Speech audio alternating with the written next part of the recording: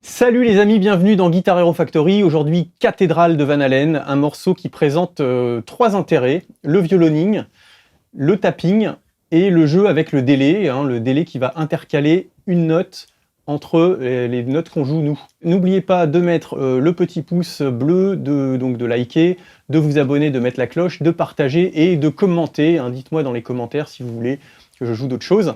Donc ce morceau, je vais d'abord tout de suite vous le rejouer lentement, sans le délai, donc vous allez voir exactement ce que je joue, ce sont les notes de la partition, de la tablature. Et ensuite, je vous donnerai des petits trucs et des conseils techniques pour bien exécuter ce solo comme d'habitude. Allez, c'est parti!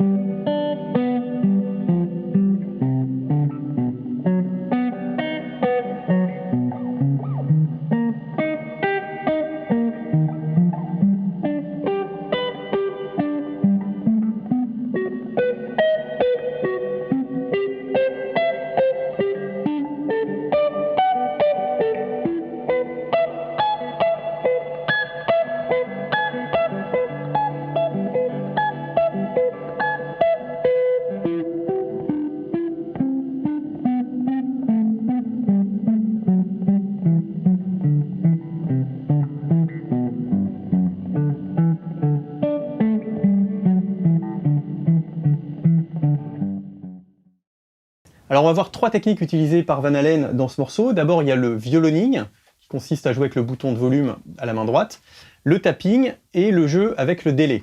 Premièrement le violoning, vous allez jouer avec le bouton de volume, et là je fais une petite parenthèse pour parler un petit peu de matos.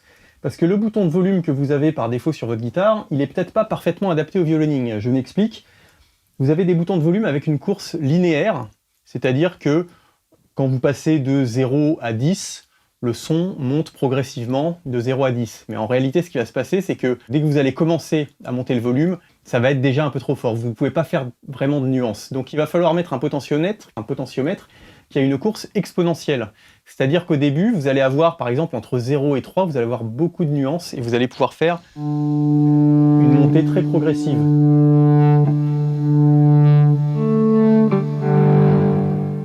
Ok ?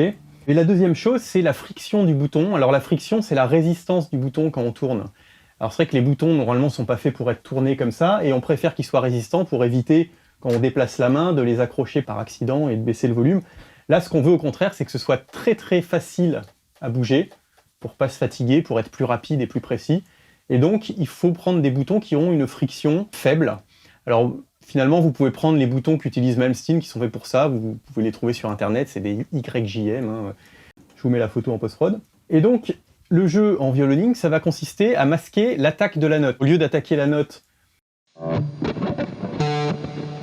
avec soit au médiator, soit au doigt, mais avec un son d'attaque, ici, on va jouer la note en tapping. Et ensuite, on va faire entendre la note en ouvrant le micro et en le fermant.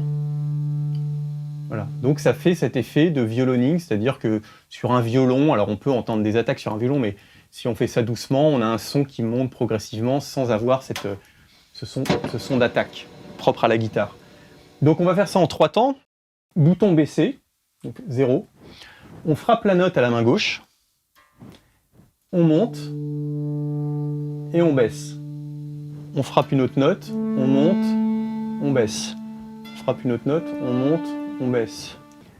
Donc il faut faire attention à pas faire les deux trop en même temps, en tout cas à pas monter le volume trop rapidement, sinon on va entendre l'attaque. Voilà, c'est pas ça qu'on veut. Ce qu'on veut, c'est vraiment quelque chose de très doux.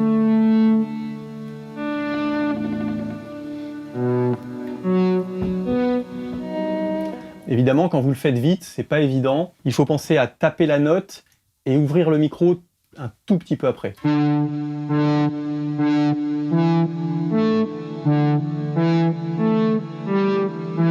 Voilà, entraînez-vous à faire cette synchronisation. Donc ça, c'est la partie violoning. La partie tapping, elle est assez simple puisque finalement, ça va être des arpèges d'accords majeurs.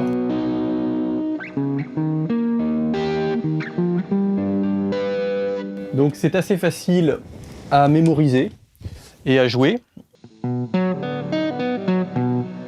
La difficulté ici, c'est de ne pas faire résonner les cordes qui ne sont pas jouées.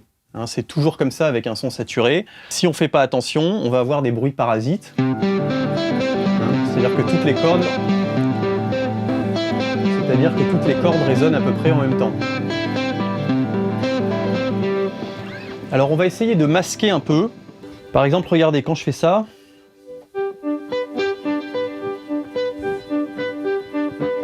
vous voyez que mon index, ici, mes doigts sont un peu à plat sur les cordes, ils touchent les autres cordes pour pas qu'elles résonnent. Enfin, en tout cas, elles touchent ces 3 cordes-là pour que, quand j'en joue une, elles s'étouffent tout de suite après.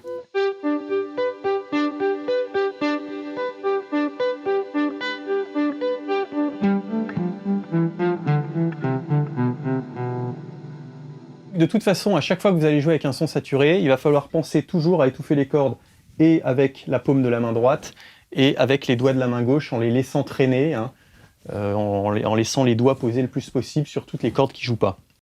Un autre petit truc, choisissez bien le niveau de saturation, le gain que vous allez mettre dans le son, parce que vous allez jouer en gros avec un volume qui est entre 0 et 3, 4. Donc vous n'allez pas avoir le grain que vous avez quand vous réglez votre son d'habitude. Ça va pas être ça, ça va être ça.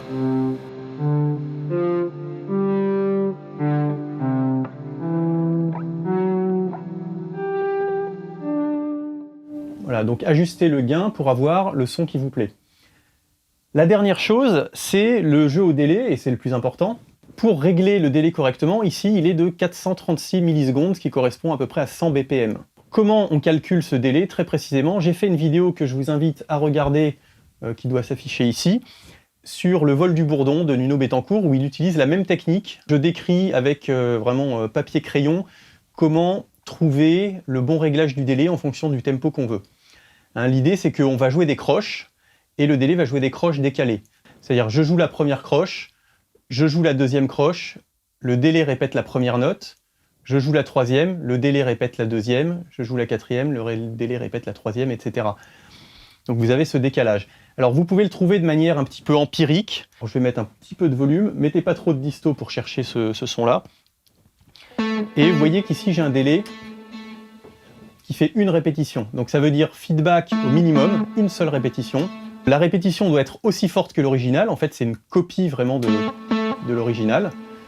Et le temps donc de 436 millisecondes. Maintenant qu'est-ce qui se passe? Je vais alterner 2 notes.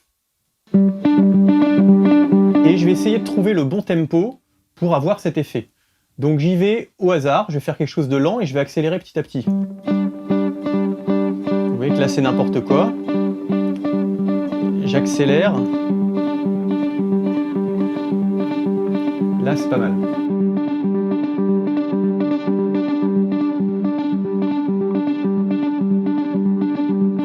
Ok, maintenant vous voyez que si je vais trop vite, je vais accélérer encore. Là je le perds. je ralentis.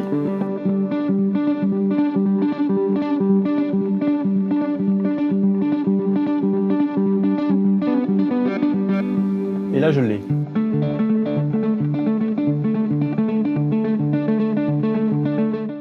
Donc cherchez comme ça le bon tempo, vous ralentissez, vous accélérez et vous essayez d'entendre les 4 notes qui se détachent parfaitement. Les 4 doubles croches, en fait, on va jouer des croches et il va se produire des doubles croches. L'autre manière, c'est de mettre un métronome, par exemple à 100 BPM, et de calculer le délai qui correspond à 100 BPM, et à ce moment-là, vous posez plus de questions, vous jouez exactement sur votre métronome. Vous avez aussi un petit truc, c'est peut-être un peu de la triche, mais c'est un petit étouffe-corde que vous pouvez mettre ici, et qui va vous permettre d'avoir un jeu très très propre. C'est relativement facile à faire sans. Hein. Vous pouvez quand même faire un truc propre, parce que en même temps, à chaque fois que vous baissez le bouton de volume, ça va bien séparer les notes. Donc même s'il y a des cordes qui vibrent, bon, bah, elles s'éteignent quand vous baissez le volume. Donc c'est pas très difficile de faire un jeu assez propre, même sans ça. Mais avec ça, évidemment...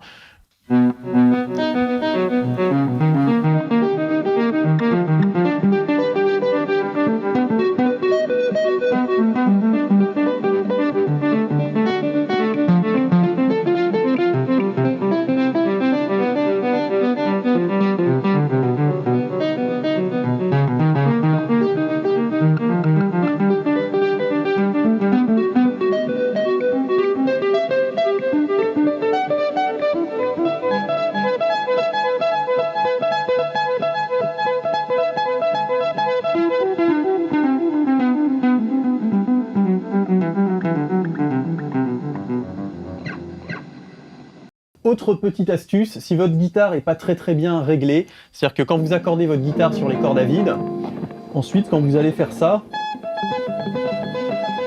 ça risque de sonner faux.